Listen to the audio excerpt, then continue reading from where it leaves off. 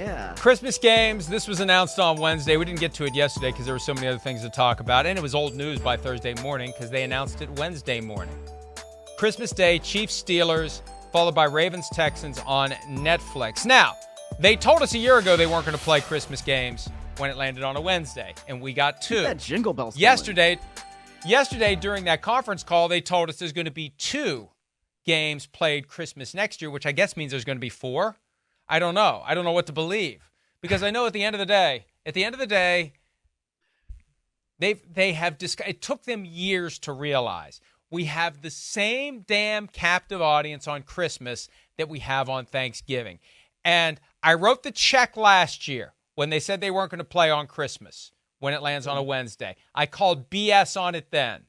This year, I'm calling BS on it's only going to be 2 games. By next year, it's going to be the same thing we see on the 4th Thursday in November because Christmas lands on a Thursday in 2025. They are going to play 3 games. They're going to do the normal Thanksgiving schedule. There's going to be an early game, a middle game, and a night game. Guaranteed. They say it's 2 now. Netflix in the afternoon, Amazon at night. There's going to be 3 by the time we're having this conversation a year from now, if I live that long. If they don't kill me by then, we'll be having this conversation. Can we get something to fall on Mike when he says guaranteed like that?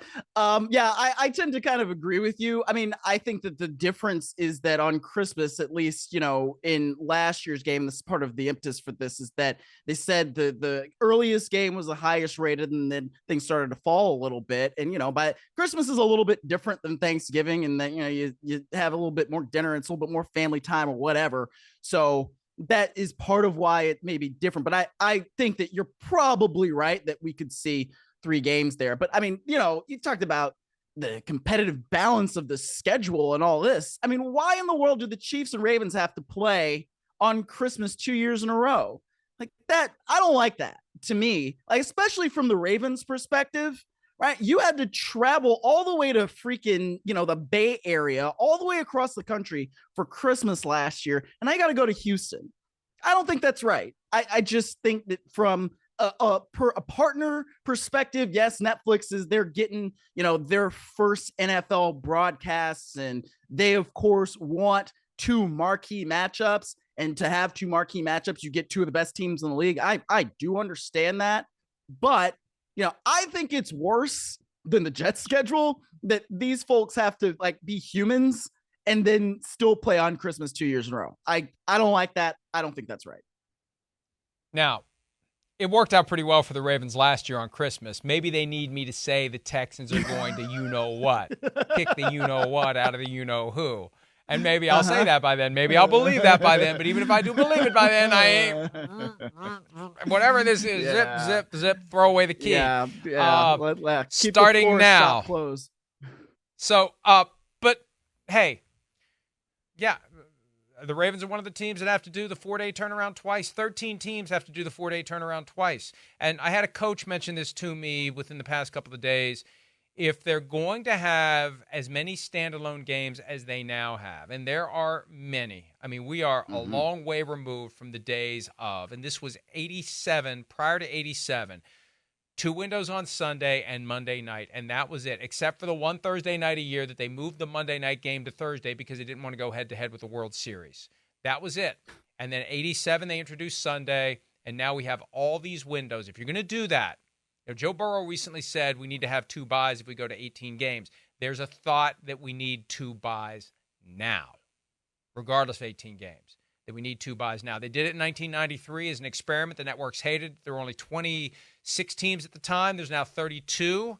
Maybe it would work, but you need to give teams more rest. If you're going to be playing these games, you're playing Thursday, then you're playing Monday, then you're playing Saturday, then you're playing, the Chiefs play every day of the week except Tuesday this year. Something's got to give because it's too much. They completely discount the wear and tear physically and mentally and emotionally on the players to get jerked around every day but Sunday at 1 o'clock Eastern. Yeah, well, I mean, and especially if you're the Chiefs, right? You're not going to be playing many games at, high noon Central because you are one of the best teams in the league and you are back-to-back champs. And that is just one of, let's call it the perils, if you will, of being such a good team. You've got to play in all these different windows. So you get San Fran, they've got, 6 primetime games, so the Dallas, of course, whatever. But when you're getting yo-yoed around. You have no consistency in the schedule. That's one of the things that probably did help Houston last year, right? Because Houston was expected to be bad. So they were playing at 1 p.m. Eastern, again, noon Central, and basically every single week they developed a routine. They got themselves good. And then, okay, it's week 18. Let's put them there on Saturday night. So we're going to see them against the Colts. And that's the first time we really saw them with a national audience. I mean, maybe hell, that works for the Panthers this year too. We don't know. But that is one of the things that it makes the schedule more difficult, because you cannot get into that. All right, this is what we do every single week. This is where, this is how we're practicing. This is we're going to play. And then this is our flow. You just can't get into that if you have a schedule like that. Eric Mangini told me that 14 years ago when he was coach of the Browns, because their schedule that year, every game, 1 o'clock Eastern on Sunday, he said that is what every coach wants. You have the same routine, the same cycle, the same rhythm. Not that it helped the 2010 Browns, but you get the point. It's the same, it's the same, it's the same, and it's one of the ingredients in having things land your way, having the planets line up just right to give you enough wins to get to the postseason.